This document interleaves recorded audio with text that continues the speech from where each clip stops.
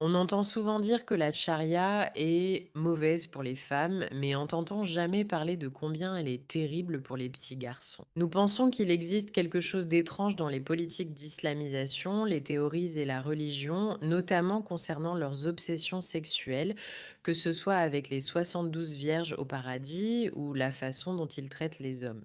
Et certaines des vidéos que je vais vous montrer, attention, peuvent être un peu choquantes si l'idée que des petits garçons soient utilisés au nom d'avantages religieux vous dérange. Commençons par cette vidéo édifiante d'Afghanistan.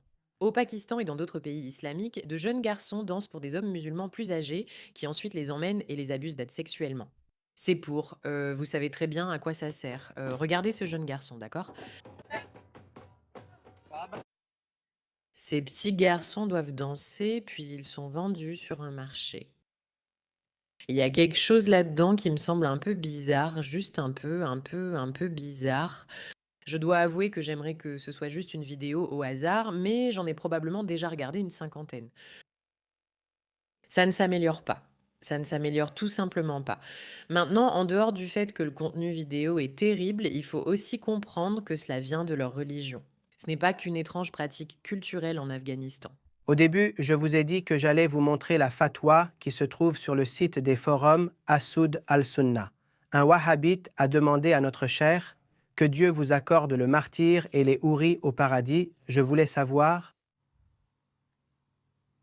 que Dieu soit satisfait de vous. Je veux accomplir une opération martyre et je me suis adressé au cher Abu Addima al-Kassab. Il m'a dit: nous avons inventé une nouvelle méthode, jamais vue auparavant, pour les opérations martyres. On insère dans ton anus des capsules explosives. Des capsules explosives qui sont insérées dans ton anus.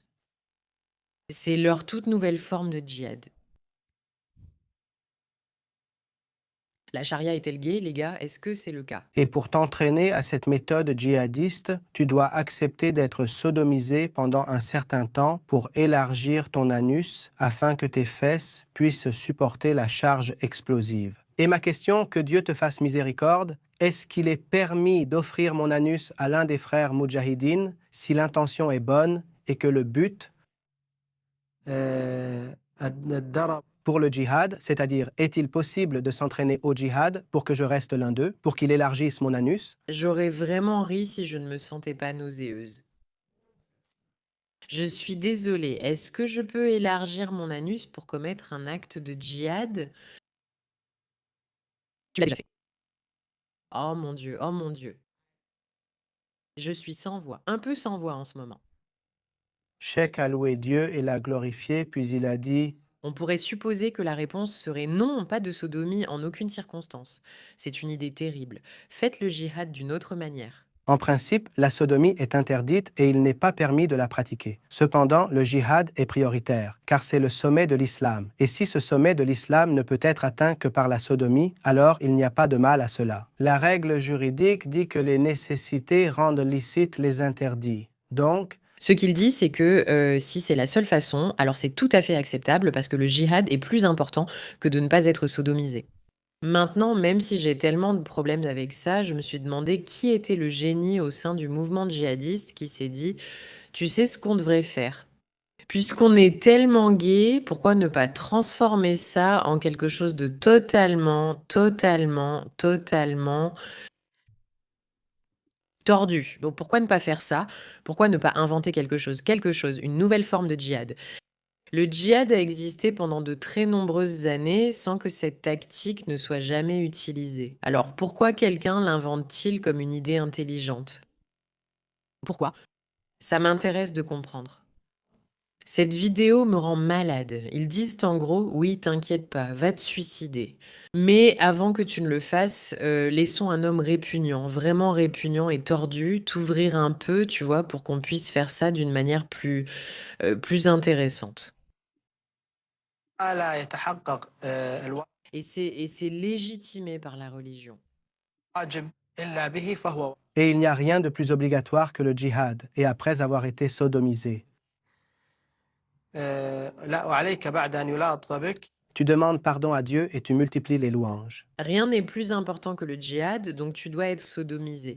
Mais après avoir été sodomisé, assure-toi de demander pardon à ton Dieu. Et sois sûr, mon fils, que Dieu ressuscite les Moudjahidines le jour du jugement selon leurs intentions. Et ton intention, si Dieu le veut, est de soutenir l'islam. Nous demandons à Dieu de faire de toi quelqu'un qui écoute la parole et la met en pratique. Je veux dire, je ne suis pas souvent à ce point.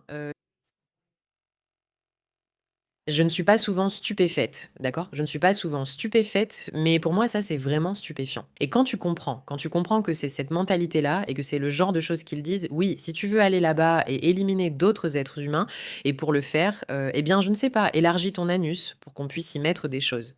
Quand tu commences à comprendre que c'est le système en place, tu comprends pourquoi ils pensent enfin que c'est acceptable de pouvoir abuser sexuellement de petits enfants. Parce que tout s'explique, n'est-ce pas? C'est tout simplement méprisable, méprisable, méprisable et un comportement inapproprié. Nous allons regarder cette vidéo car elle va plus loin, c'est une grande part de la mentalité ici, il y a vraiment quelque chose. Regardons dès le début. Les hommes qui prônent la charia seraient secrètement gays, car un hétéro aimerait voir une belle femme en tenue traditionnelle. Voici les vêtements traditionnels du Pakistan, et voilà ce que la charia en a fait. Vêtements traditionnels du Yémen, vêtements sous la charia, vêtements traditionnels d'Iran, et la charia, robe traditionnelle d'Afghanistan, et ce que la charia en a fait. Ils veulent dissimuler totalement les femmes. Est-ce qu'un homme hétéro ferait ça? Non, donc les frères musulmans sont homosexuels, et la charia est homosexuelle. Les hétéros ici aiment les clubs de striptease et les bottes. Ils devraient l'assumer et agir comme un gay qui aime les femmes et veut les aider à s'habiller. Alors, bienvenue, Kabibi, dans la communauté LGBTQ. Les frères musulmans s'y intégreront plutôt bien. D'accord, merci. Au revoir. Les gars, je commence. Je pense que c'était une approche humoristique, mais cette vidéo est beaucoup trop sérieuse. Ce n'est pas drôle. Rien de tout ça n'est drôle. Ce mouvement entier a une vision tellement, tellement, tellement, tellement, tellement tordue, une perspective tordue sur la sexualité. Et c'est normal de vendre de jeunes hommes, que ce soit légitime et de les faire danser pour vous. Souvenez-vous, au paradis, avec vos 72 vierges, vous aurez aussi de jeunes hommes prêts à vous servir de toutes les manières possibles. Il y a quelque chose là-dedans qui est vraiment, vraiment, vraiment, vraiment mauvais et dérangeant. Obliger vos femmes à se couvrir comme des sacs poubelles, avoir plusieurs épouses, les contrôler, pouvoir les frapper, tout cela relève d'une forme de haine de soi. Et on sait souvent que cela s'accompagne de mentalités vraiment tordues concernant la santé sexuelle. Vous n'avez pas de véritable exutoire sexuel, donc vous êtes prêt à blesser et à faire du mal aux personnes censées représenter votre sexualité, mais en réalité, vous êtes intéressé par autre chose. Tout cela respire le malsain de tous les côtés. Honnêtement, c'est déchirant. Nous devons sauver les jeunes garçons et les femmes des sacs poubelles. Nous devons sauver le monde de cela. Merci de votre attention à ce sujet.